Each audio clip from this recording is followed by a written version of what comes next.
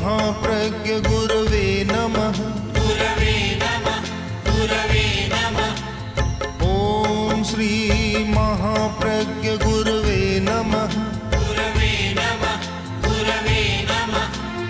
ॐ श्री महाप्रज्ञ गुरवे नमः। गुरवे नमः, ॐ श्री महाप्रज्ञ गुरवे नमः। गुरवे नमः। ॐ श्री महाप्रज्ञ गुरवे नमः। गुरवे नमः। एक परम पवित्र दिवस और पवित्रता का हेतु है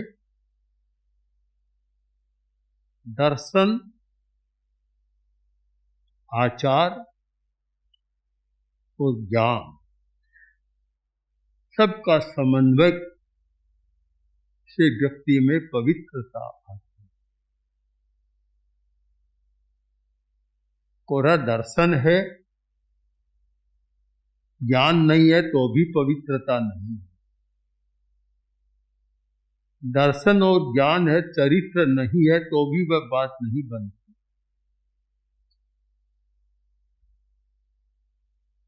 मैंने पश्चिमी दर्शनों को पढ़ा तो यह पाया कि बौद्धिक व्यायाम बहुत अच्छा है और सत्यों का उद्घाटन भी है, पर उसके साथ आचार आचार का संबंध नहीं। तो फिर निष्पत्ति क्या? आखिर तो वह दर्शन हमारे जीवन व्यवहार में, आचार में आना चाहिए और उसकी निष्पत्ति आचार में हो, क्योंकि आचार के बिना कोई परिवर्तन, सामाजिक और वैयक्तिक परिवर्तन नहीं है। भगवान महावीर ने इस एकांतवाद को कभी मान्यता नहीं दी। कोरा दर्शन, कोरा ज्ञान और कोरा चारित्र उनको मान्य नहीं। उनकी दृष्टि समग्रता की दृष्टि है कि ज्ञान, दर्शन और चारित्र तीनों एक साथ होते हैं तो कार्य सिद्ध होता है। तीनों के बिना एक से नहीं होता। केवल ज्ञान हो गया उससे भी कोई मुक्त नहीं होता। मुक्त तो चारित्र से होता है।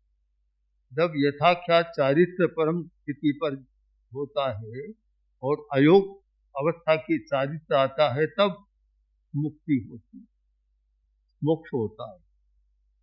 तो एक ऐसा दर्शन दिया जिसे हम दार्शनिक परिप्रेक्ष्य में देख सकते हैं।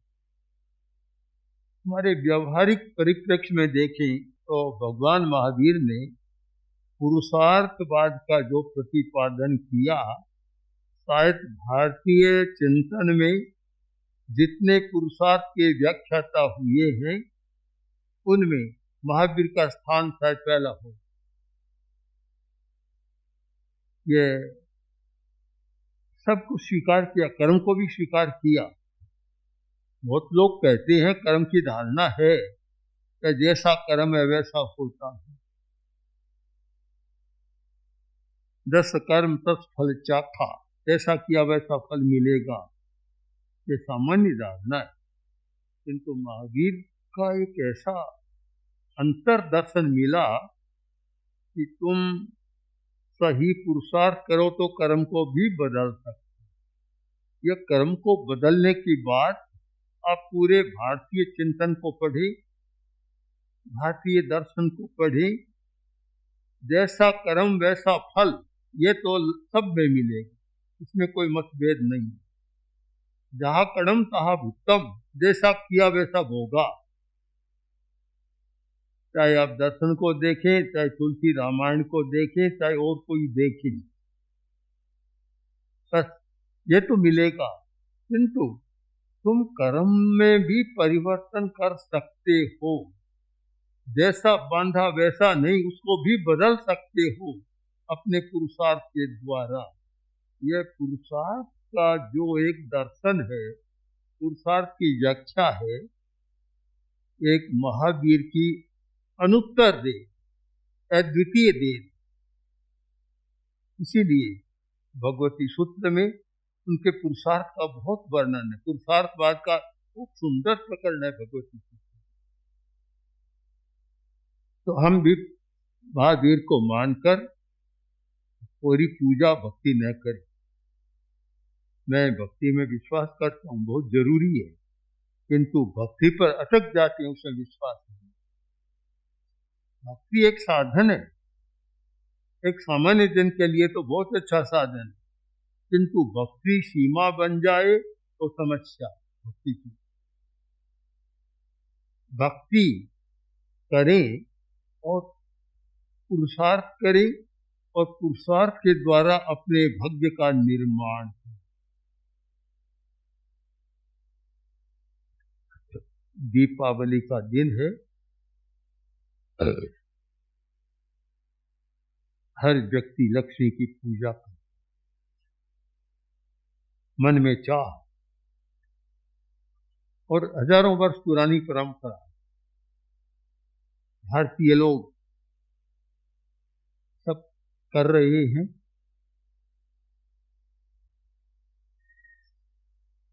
तो हम भी इस दीपावली के दिन, दीपावली का दिन को प्रकाश का दिन मानते हैं, तो हम भी एक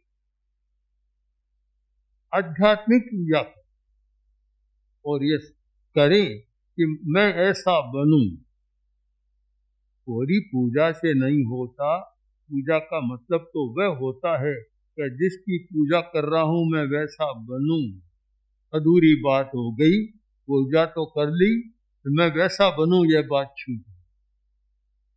पूरी बात यह हो कि मैं वैसा बनूं, तो विकास करूं। मैंने जीवन का अध्ययन किया कि व्यक्ति को जीवन में क्या क्या चाहिए। एक समग्र जीवन की कल्पना करें तो मेरे ध्यान में आया कि 9 बातें जरूरी। 9 बातें हो तो मानना चाहिए कि वह व्यक्ति समग्र जीवन जी रहा है और उसने अपने जीवन का अच्छा निर्माण किया, जिसमें समग्रता आ गई। आज कैरियर की बात बहुत चलती है, हर व्यक्ति अपना कैरियर बनाना चाहता है। मैं मानता हूं कि ये 9 सूत्र आए तो कैरियर से भी आगे की बात आ जाती है कि समग्र जीवन का निर्माण हो जाए। तो आज हम मंगल भावना भी करें और संकल्प भी करें कि मुझे ऐसा बनना है, और आज के पवित्र दिन पर पवित्र संकल्प कि मैं ऐसा बनूं। तो दीपावली के दिन हमने पहले प्रेक्षा ध्यान के संदर्भ में 9 मंगल भावनाओं का प्रयोग किया था। दीपावली का अलग प्रयोग है, होली का अलग प्रयोग है, सबके अलग अलग प्रयोग। तो दीपावली के दिन 9 मंगल भावनाओं का प्रयोग होता है, जिससे व्यक्ति मंगल भावना करे और संकल्प करे कि मुझे ऐसा बनना है, मैं ऐसा बनूं। तो पहली बात, पहली मंगल भावना है श्री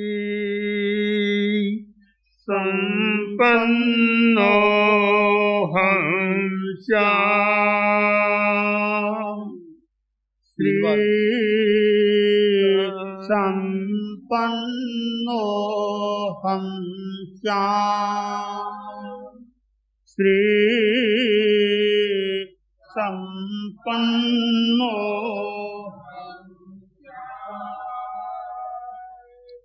स्त्री शब्द का एक अर्थ है लक्ष्मी, केवल लक्ष्मी नहीं है। स्त्री का एक अर्थ है आभा, स्त्री का एक अर्थ है विभूषा, यानी हमारी आभा पवित्र रही।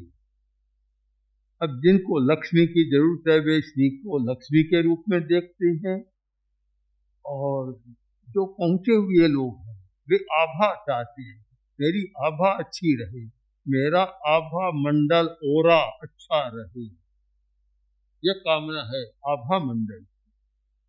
और विभूषा, अलंकृत रहूं मैं, भद्दा नहीं लगूं, सौंदर्य भी है साथ में। तो श्री संपन्नो हम श्याम, हम पवित्र संकल्प यह करें कि मेरा आभा मंडल पवित्र बने, मैं श्री संपन्न बनूं, मेरा आभा मंडल पवित्र बने, और गौण रूप में वे दोनों भावनाएं भी एक सामाजिक व्यक्ति के मन में। अब दूसरी मंगल भावना है इसके बाद एक जीवन की एक अपेक्षा, एक आवश्यकता है श्री, दूसरी आवश्यकता है अनुशासन। री संपन्नो हंस्याम्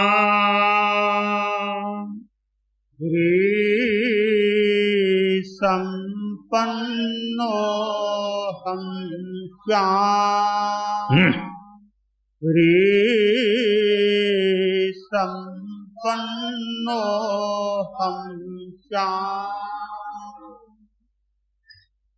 री का अर्थ है लज्जा। लज्जा एक भारतीय साहित्य में, भारतीय चिंतन में एक महत्वपूर्ण शब्द रहा है लज्जा। निर्लज्ज व्यक्ति का कोई अर्थ महत्व नहीं होता कि ये व्यक्ति निर्लज्ज है, जो चाहे सो कर लेगा, कोई विश्वास नहीं करता। लज्जा दया संजम बम्ब चेरंग कल्याण भागिस्य विशोही खानम। श्रीकालिक सूत्र का बहुत सुंदर है कि विशोधि का स्थान है, उन्हें पहली बात है लज्जा, यानी लज्जा है तो वह व्यक्ति अनुचित काम नहीं करे। एक समाज की शर्म है, दूसरे की शर्म है कि मैं अगर यह काम करूंगा तो दूसरा क्या कहेगा, लोग क्या समझेंगे। यह एक बड़ा निवारक निरोधक तत्व है। लज्जा बहुत जरूरी है, और इसे हम दूसरे शब्दों में कहें तो आत्मानुशासन। लज्जा एक आत्मानुशासन, दूसरे स्वयं का अनुशासन कर लेता अपने। बहुत प्रसिद्ध है संस्कृत में कि लज्जाम गुणौघ जननी जननी निवारियाम। लज्जा है वह माँ है, गुण पैदा करने वाली माँ है। जैसे माँ बच्चे को सुरक्षित रखती है, वैसे लज्जा भी व्यक्ति को सुरक्षित रखती है। गुणौघ जननी जननी निवारियां, ये आर्या जननी की तरह। तो मैं लज्जा संपन्न बनूं, ये मारवाड़ी में तो बहुत कह, ढेठो आदमी है, बेलज्ज है, निर्लज्ज आदमी है, कोई पति इन विश्वास नहीं करना। तो एक बहुत महत्वपूर्ण शब्द रहा है लज्जा। ये आज तो एक दूसरी संस्कृति चल पड़ी, वस्त्र परिधान की व्यवस्था भी इसलिए थी कि लज्जा रही। आज का चिंतन बदल गया, अलग बात है, और बदला है, उसके परिणाम भी अच्छे नहीं आ रहे। परिणाम अच्छे नहीं है। जहां जहां बदला जिन देशों में, वहां स्वच्छंदता बढ़ी है और अपयोग भी बढ़ा है और कुछ कामाचार भी बढ़ा। एक लज्जा हर बात में, बोलने में, पहनने में, खाने में, हर बात की। लज्जावान आदमी है, जो खाएगा तो संयम के साथ खाएगा, ऐसे नहीं खा लेगा बस। तो मैं लज्जा संपन्न बनूं, ही संपन्न बनूं। तीसरा है भी संपन्न बनूं। संपन्नो हंस्याम्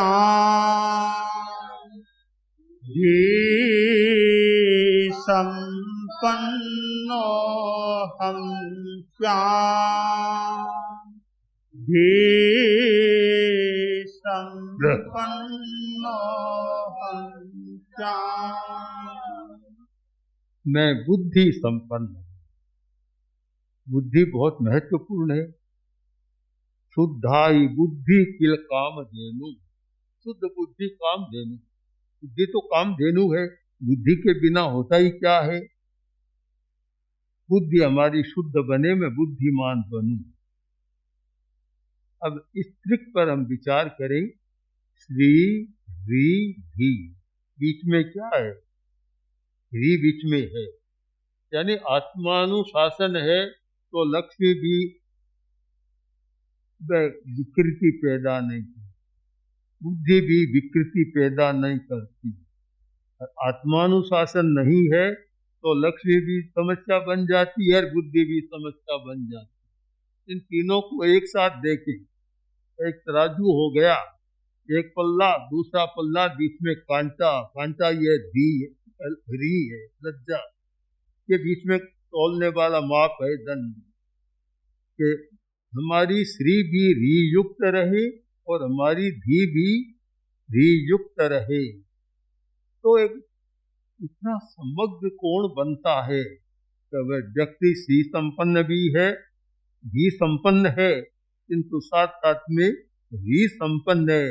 इसलिए इसका श्री संपन्न होना और धी संपन्न होना कल्याणकारी है, समस्या पैदा नहीं।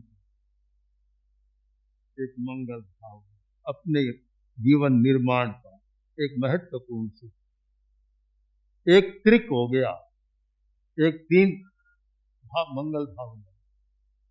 अब चौथा धृति संपन्नो हंस्याम् धृति संपन्नो हंस्याम् धृति संपन्नो हंस्याम् कि मैं धृति संपन्न बनूं। हम भी इस बात को याद रखें, दसवीं काली की निरुक्ति का एक महत्वपूर्ण निर्देश है कि दस्य धी तस् सामन्यम। साधुत्व सामान्य किसको प्राप्त होता है या उसका पालन कौन अच्छा कर सकता है कि दस्य धी तस् सामन्य, जिसमें धृति है वैसा पालन कर सकता है। अधीर आदमी कभी पालन नहीं कर सकता। अधीर है, अभी तो कुछ अभी कुछ, गिरगिट की तरह जो रूप बदलता रहता है, कुछ भी नहीं कर सकता। जिसमें धैर्य है, और धैर्य को जैन आगमों में बहुत महत्व दिया गया है। जब आचार्य की विशेषताएं आती है, वही आचार्य को भी धैर्य संपन्न होना चाहिए। और धृति का अर्थ है आयुर्वेद में भी बहुत सुंदर है कि मनोनियामिका शक्ति धृति, जो मन का नियमन करती है। यह नहीं कि एक मिनट में मन यह हुआ, दूसरे मिनट में कभी तुमने ये कहा था पहले तो कि मेरा मन बदल गया, मूड बदल गया। जो मूड बदलता रहता है तो वह मूड बदल जाता है। धृति है एक बहुत धैर्य के साथ काम करता है, ऐसे बात को बार बार बदलता नहीं।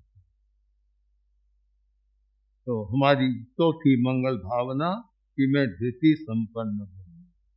पांचवी है शक्ति संपन्नो हंस्याम्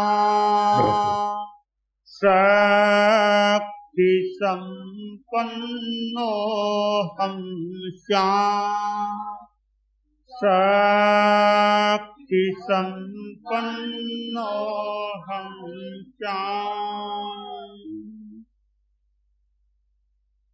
भगवान महावीर के पुरुषार्थ एक महत्वपूर्ण सूत्र है। हम सब ध्यान दें, अगर वह होता है तो बहुत सफल होते, वह नहीं है तो कोई मुझसे यह काम नहीं होता, मैं क्या कर सकता हूँ, मुझसे नहीं होता, यह महावीर को कभी मान्य नहीं रहा। उनका एक महत्वपूर्ण सूत्र है नो निहित वीर्यम, अपने वीर्य का गोपन मत। पुरुषार्थ करो कि मैं कर सकता हूं, मैं कर सकता हूं, वीर्य का गोपन मत कर। बहुत लोग हैं अपनी शक्ति का गोपन करते हैं, और जो शक्ति का जिसमें भरोसा है वह सफल हो जाता है। अमेरिका की घटना है कि मजदूर काम कर रहे थे और उनका मुखिया वह भी खड़ा था। एक बहुत भारी शिलापट को उठाना था। मजदूर उठा रहे थे, पर एक आदमी की और जरूरत। कोई आदमी नहीं मिल रहा था। अकस्मात एक व्यक्ति आया और उसने देखा था कि अभी क्या हो रहा है, क्यों नहीं। कि एक आदमी अभी मिला नहीं, एक आदमी आए तो ये उठ सकता। उसने कहा मैं आ गया, लो मैं उठा दूं। सहयोग किया, उसको उठा दिया। जाने लगा, तब उसने ठेकेदार या मालिक ने पूछा कि तुम्हारा नाम क्या है। तो मेरा नाम वाशिंगटन, अमेरिका का राष्ट्रपति। लज्जित हो गया। तब उसने कहा देखो कि ये बड़प्पन निकम्मा है तुम्हारा कि जब जरूरत है तभी काम नहीं करे। ये बड़प्पन किस काम है? तो हमें शक्ति संपन्न वीर्य का गोपन न करें, तो वीर्य का गोपन मत कर। अगर ये एक सूत्र ध्यान में आए तो भान होता है मुझ में शक्ति है, मैं कर सकता हूँ। और अपनी शक्ति का भान नहीं, वीर्य का गोपन करता है तो शक्ति निकम्मी चली जाती है। तो मैं शक्ति संपन्न बनूं। छठी मंगल भावना। शांति।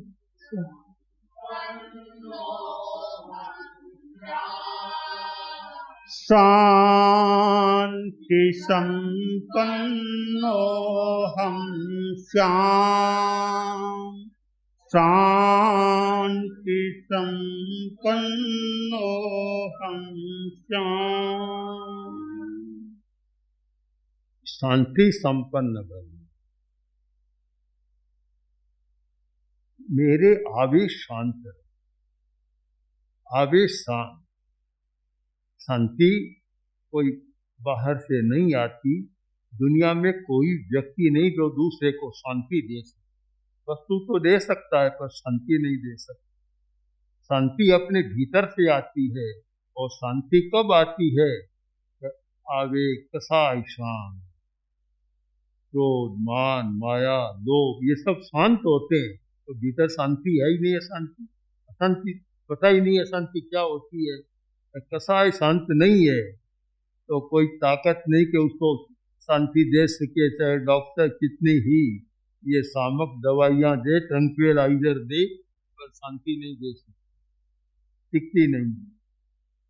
मैं शांति संपन्न बनूं। अब आप तीनों को देखें कि बीच में है शक्ति संपन्न बनूं। शक्ति है, शक्ति का उपयोग करता है तो कसाय को भी शांत कर सकता है और धृति का विकास भी कर सकता है। इसलिए इसका एक हृदय सूत्र है, बीच का मध्यवर्ती सूत्र, कि हर व्यक्ति को शक्तिशाली होना चाहिए। कायर कमजोर हर बात में कि मुझसे क्या हो सकता है, मैं क्या कर सकता हूँ, मैं ऐसा हूँ, मैं तो कमजोर हूँ और हूँ, मैं ये पार्टी भीतर उठाकर नहीं रख सकता, मैं ये भी नहीं दे सकता। इतनी कमजोरी आ गई उसमें न तो शांति रहेगी और न धैर्य रहेगा। हम तीनों का एक साथ चिंतन करें। धृति, मध्य में शांति, ऐसे दो पल्ले मान ले। एक पल्ला तराजू का धृति और एक पल्ला है शांति, किंतु मध्य का जो कांटा वह है शक्ति। हम शक्तिशाली बन है। मंगल भावना। सातवीं है नंदि संपन्नो हम श्याम। नंदि संपन्नो हम श्याम। नंदि संपन्नो हम श्याम। हाँ, मैं गरीब नहीं हूं। गरीबी अच्छी नहीं है, गृहस्थ के लिए भी अच्छे नहीं, साधु के लिए भी अच्छे नहीं। मैं समृद्ध रहूं। नंदी आनंद का मतलब क्या है? तू देखो, तू नदी समृद्ध हो। समृद्धि यानी वैभवशाली रहूं, रिद्धिमान रहूं, ऐश्वर्य युक्त रहूं, गरीब नहीं रहूं। गरीब तो वह दीनहीन करता है कि मुझसे क्या, मेरे पास कुछ नहीं है। अनुभव करो कि तुम्हारे पास अनंत ज्ञान, अनंत दर्शन, अनंत चारित्र, अनंत सुख है। बहुत कुछ है तुम्हारे पास, जो है इतना हर व्यक्ति के पास है। तो मैं नंदी संपन्न बनूं, मैं समृद्ध बनूं, मैं हीन दिन नहीं बनूं, न हीन भावना, न अहम भावना, न दीनता। मैं दीन हूं, मैं क्या कर सकता हूँ। एक बहुत महत्वपूर्ण बात है। तो मैं अपने अनुभव करें तो मैं वैभव युक्त हूँ, मेरे पास बहुत समृद्धि है। हमारे यहाँ जैन आगमों में, जैन साहित्य में लब्धियों का बहुत बड़ा, लब्धियां, जब लब्धियों का विकास होता है तो बहुत कुछ हो जाता है। जिस व्यक्ति में वाचोलब्धि का विकास हो गया तो जो कहेगा, कोई व्यक्ति उसकी बात को टालेगा नहीं, करेगा नहीं। तो मैं नंदी संपन्न बनूं।